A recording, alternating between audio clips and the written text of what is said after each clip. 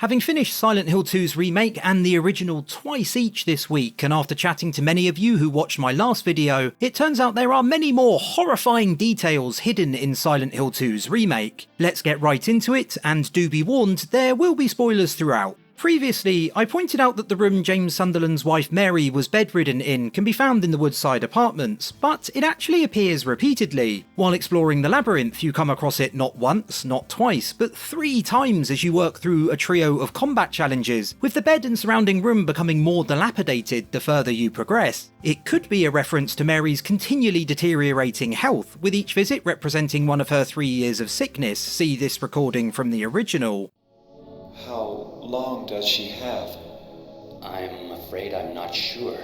3 years at most. Perhaps 6 months. It's impossible to say with certainty.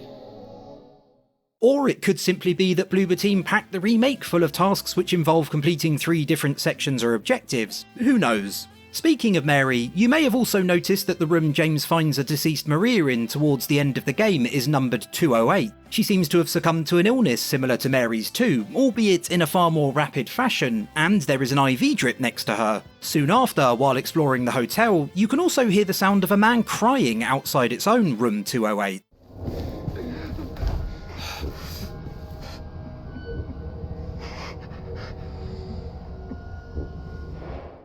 And earlier, room 208 is where you find what looks like James's body sitting in front of a TV. It could be that Mary's room in the hospital was 208, it could be that James stayed in a similarly numbered apartment. These details are present in the original too, and it's one of the most interesting parts of Silent Hill 2. Sickness isn't the only way Maria kicks the bucket during James's time in the town. She's also stabbed by Pyramid Head as her and James flee the monster near the end of the Brookhaven Hospital segment.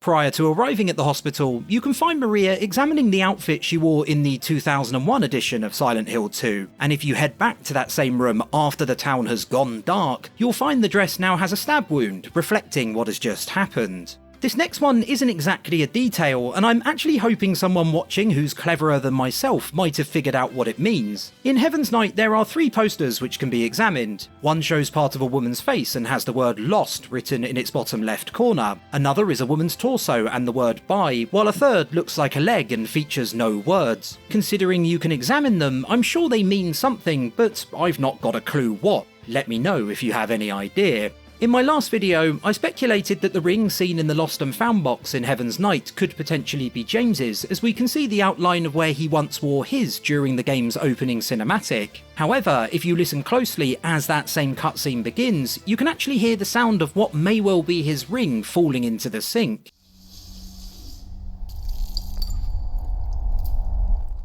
We don't see it happen, so we don't know for sure, but it seems highly likely. As with the original, in the prison there is a cell housing several paintings, including one which is named Burning Man, alluding to the Lakeview Hotel having been destroyed by a fire. The remake throws in an extra cheeky reference to that event, with the sign above its entrance reading, "Special places spark fires that warm our hearts forever." There's also another sign reading "Welcome back," which is ominous. It also then makes sense as to why parts of the hotel later become flooded. Presumably they reflect efforts to extinguish the blaze which destroyed the building. Also in the hotel, the 2 locks on the briefcase need to be changed to Deed Done to unlock it, or at least they do on normal difficulty, which is what I played on, but they can also be used to create some truly unsettling phrases. Kill Mary and Hate Mary are 2 particularly bleak examples, and I'm sure there are many more yet to be found as well. Let's now return to Silent Hill 2's opening for a moment, where you can see James rubbing his hands together. We don't know the exact time frame, but it's probably not long after he killed Mary, especially considering her corpse is lying across the back seat of his car outside. Once James has dispatched Eddie, he performs the exact same motion.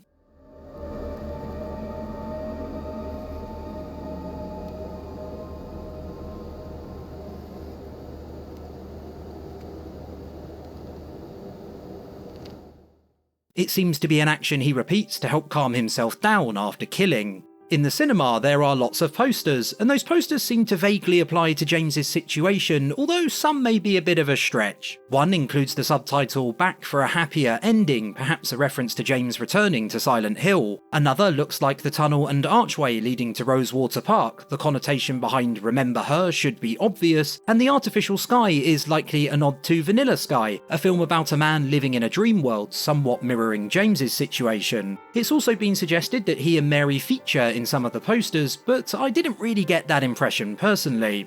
One detail that's fairly easy to spot is your inventory changing colour depending on how much damage James has taken. What is much less obvious is the obscured images playing in the background when he is near death. They're hard to make out, but they're actually blurred clips of what James did to Mary you later witness while watching the videotape in the hotel. Well, actually not quite. In fact, it's footage from the original's videotape, which I think is even more awesome. In my first video, I talked about how James begins to look a lot more tired towards the end of the game. It's also worth paying attention to Angela's model too.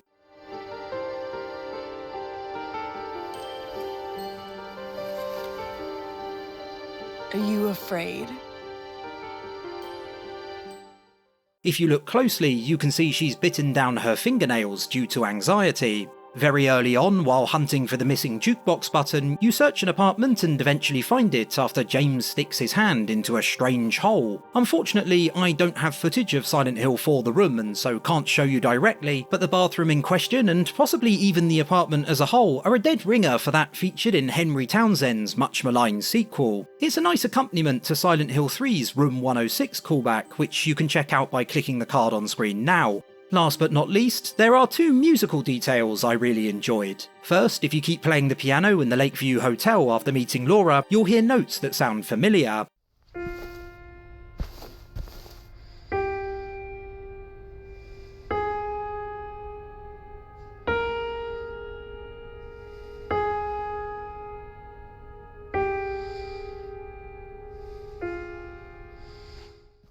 And after finding Maria locked away within the labyrinth, she soon starts humming part of Theme of Laura, one of my all-time favourite video game tracks.